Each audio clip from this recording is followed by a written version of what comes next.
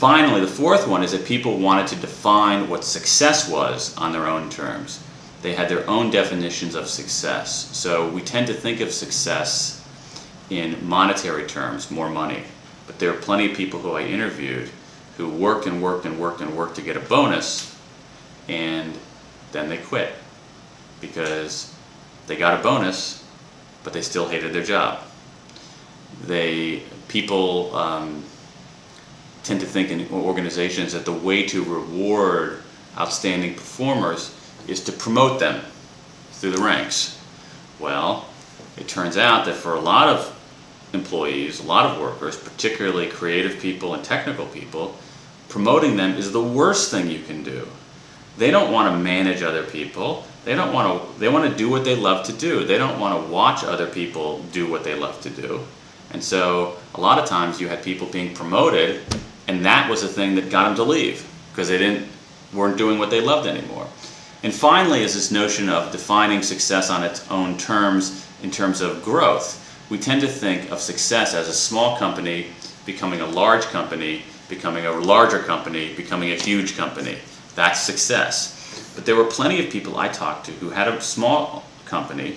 They did well. I mean, 2 people say. They did well. It got bigger. 8 people. They kept doing well. 16 people. 25 people. And then they would realize when they had 30 people that they didn't want to run a 30-person company. They didn't want to manage a company. They just wanted to do interesting work. And so what they did is they downsized themselves. They went from 30 to 25 to 16 to 8 to 4 back down to 2.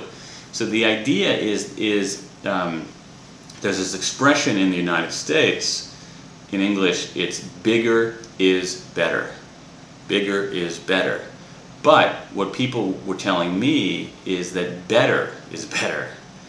Sometimes that means bigger, but many times it doesn't. And you especially see this in women-owned businesses, women free agents in the United States. There was this alarm over why women-owned businesses were not growing as fast as male-owned businesses.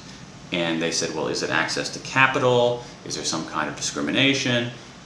And what it mostly turned out to be was that these women entrepreneurs didn't want to grow a huge business. They wanted to do a business that was great, that did interesting work, that did something that mattered, but growing this massive enterprise wasn't their goal.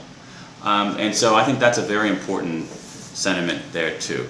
So that is some of the things that I learned in the book, writing and researching the book, Free Agent Nation. And again, I think its relevance to Japan is that Japan had a more deeply rooted sense of the salaryman, or in what the United States was the organization man. And so when you take that away, it causes more dislocation. And so people are looking for what the answer is, what's the next way. And I think that if people at least open themselves to the possibility of working in the free agent style, they might end up doing just as well, and they might be a lot happier. And that would be a good thing for them and for this country.